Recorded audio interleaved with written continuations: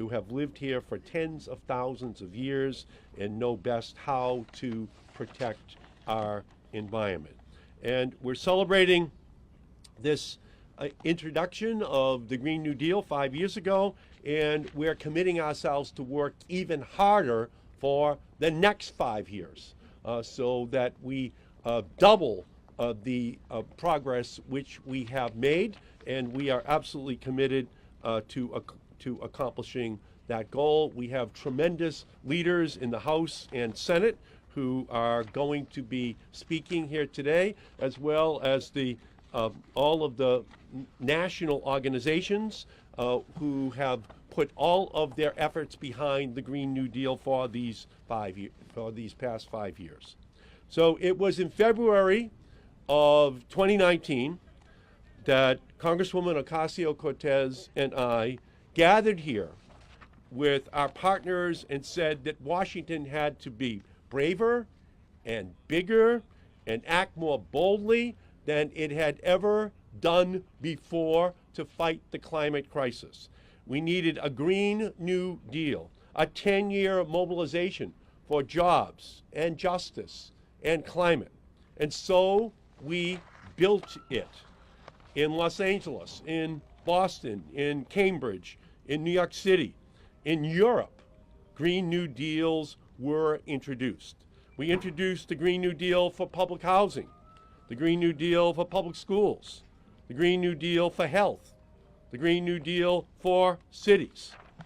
Congresswoman Ocasio-Cortez and I introduced the Civilian Climate Corps to engage our young people in living wage jobs to help save the planet. And now we have an American Climate Corps that President Biden has announced to mobilize and train a diverse generation of 20,000 young people, service members fighting the climate crisis across our country. And the Climate Corps is 2.5 times bigger than the Peace Corps. That is a victory for the Green New Deal and for all of the young people who demanded change. And we passed the largest climate and environmental justice bill in history. And now the Inflation Reduction Act is investing hundreds of millions of dollars across our country to transform our energy system. And that all happened because of the Green New Deal. But we're here today because the Green New Deal is everywhere.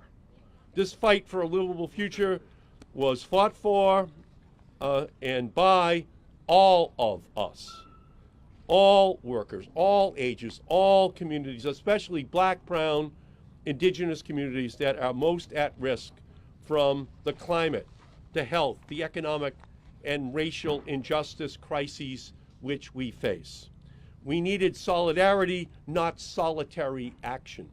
Since that day, in February of 2019, our country has been through times of great difficulty. Our communities have been devastated by the COVID pandemic. We marched for racial justice in the face of brutality.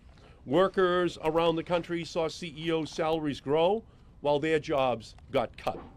And we have seen climate chaos on a scale previously thought to be unimaginable, and it is only getting worse.